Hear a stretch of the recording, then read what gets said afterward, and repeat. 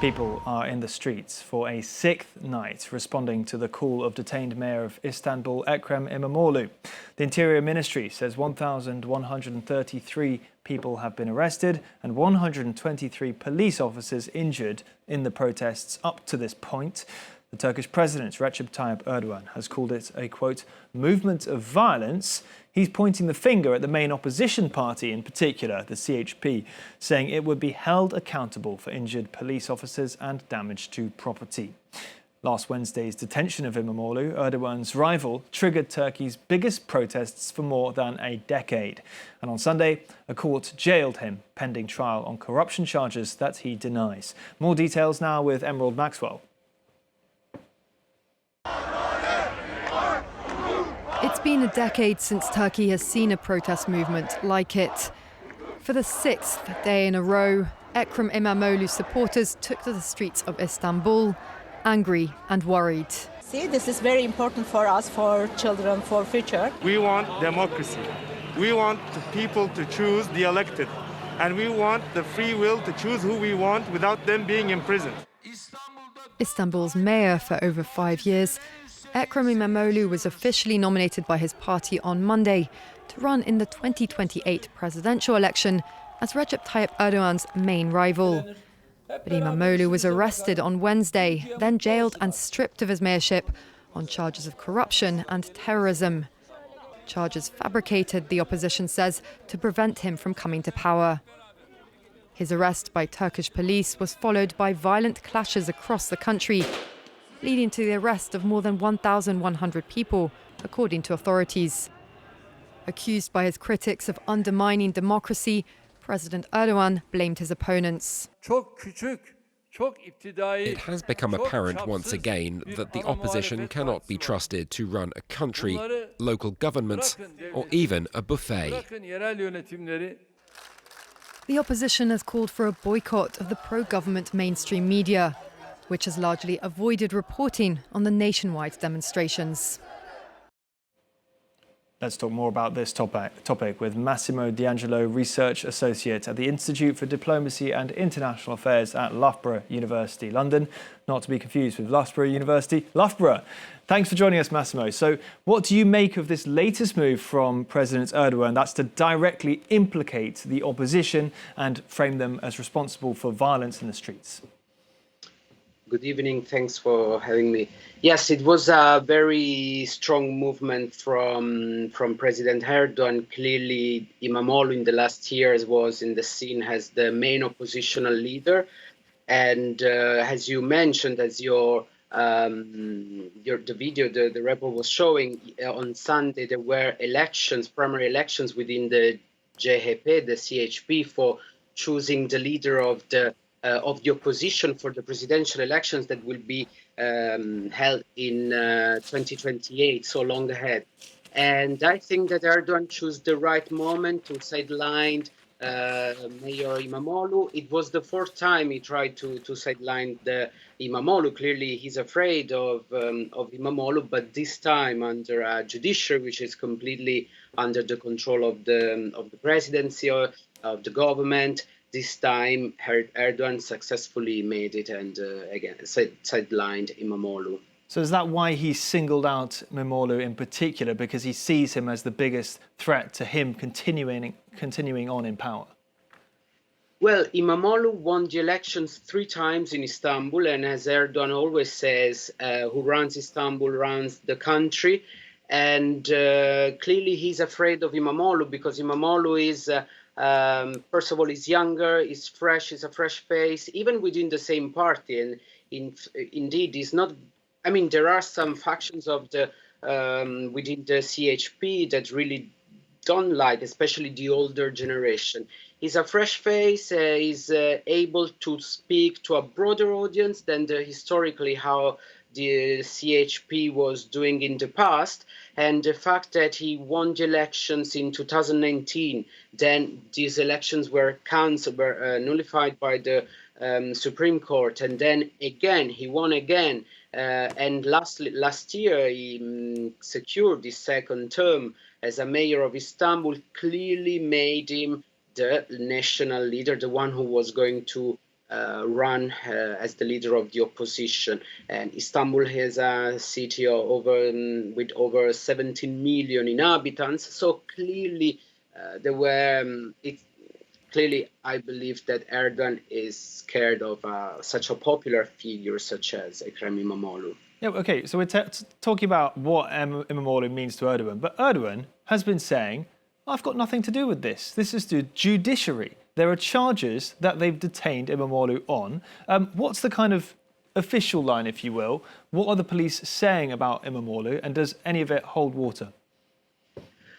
So, first of all, we must say that there was a major judiciary reform in 2010, where basically the judiciary in Turkey was put under the control of the Ministry of Justice, under the Undersecretary for Justice. So clearly, we cannot talk of an independent judiciary.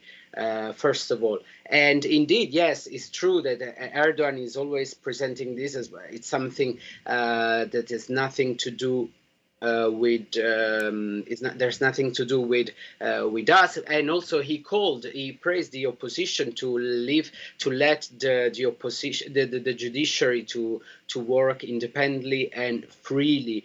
But this is not the case. In terms of the allegations, Imamoglu was first accused of corruption, bribery, and also, surprisingly, of cooperating, of being somehow sponsoring also the PKK, the terrorist group for the Turkish government, the terrorist organization, the Kurdish terrorist organization, the PKK, this is a bit of strange, because also in these days there were talks between Erdogan, the government, and the Kurdish community. So this sounded a bit strange. Yesterday, the tribunal confirmed the allegation of corruption and bribery, but they did not confirm the allegation of coordination with the terrorist organization, with the PKK. This has some consequences, but yes. And in the end, these were very similar, for example, to what was moved against Demirtas in 2016, another prominent leader, in that case from the Kurdish major party, the HDP, and it has been almost 10 years that Demirtas is still in prison, despite also the condemnation from the European Court of Human Rights to release him. Now, we'll come back to the PKK, but I wanted to touch on one of the things that first sparked this anger, which was, in fact, something a little bit more mundane, if you like. That's Imamoglu's degree being revoked. How does this strange move fit into it, and why is it now seemed to escalate so much from that? So it's not the first time that Imamoglu is facing peculiar accusation. This was few days before he got arrested for bribery and corruption. His degree, there was an issue about the fact that his degree could not be recognized by the Ministry for Education, because his first years were spent at a university in the Northern Republic of Cyprus. And there were some bureaucratic stuff, because apparently to have a university degree is a requirement, is an official requirement to run for president. So this was the first. Strategy implemented by the government, and then the arrest. But it was not even the first time. A couple of years ago, he was also a first instance tribunal actually sentenced him to jail. Then the sentence was suspended because 3 years earlier he had called some public officers fools. And because of that offense, also the tribunal, in first instance, asked him to detain, to arrest Imamoglu. So it's not the first time that he's facing some, I would say, funny charges. Now, this backlash in the streets, enormous backlash to this move, Is this not something that Erdogan would have expected, would have planned for in at least some measure? No, for sure, he was expecting this, and I think this was also the perfect time for doing this operation for a couple of reasons. First of all, the fact that, as I said, he started some negotiations with the Kurds, and so I think it was a sort of a gamble. He bet that probably now the Kurds are not going on the streets protesting against him. There is a different, and also the international context has changed. Europe now needs Turkey for migrants, for the situation in the Black Sea, and in Russia, Trump is clearly not someone who is too interested in protecting civil liberties and freedom. But I think I read somewhere that they're saying that probably this might be a new Gezi Park, the huge protest that took place 10 years ago in Istanbul. The difference was that 10 years ago in the streets, in Taksim, in Istanbul, around Gezi Park, there were so many communities, different communities. There were Alevi, Muslims, religious communities, there were minority groups, there were, of course, also the opposition parties, but there were football clubs joining. So it was a broad, wider protest. Now the risk, I think, also for the current leadership, the CHP, the CHP, they need to broaden this to other groups, because even though it's massive, because CHP is the second biggest party in the country, it governs in Istanbul, Izmir, Ankara, but it needs to broaden this protest. Otherwise, this will still be confined in sort of just in a party protest. And there are some rumors that even within the same party, maybe the older generation might be not too concerned about sidelining for good Ekrem Imamoglu. All right, Massimo D'Angelo, that's all we've got time for, unfortunately. So many angles we could go into here. Even the football angle is one of them. Imamoglu and Erdogan, both adept, of course. Thank you so much for breaking down what we could in this time and speaking to France 24. And that's all.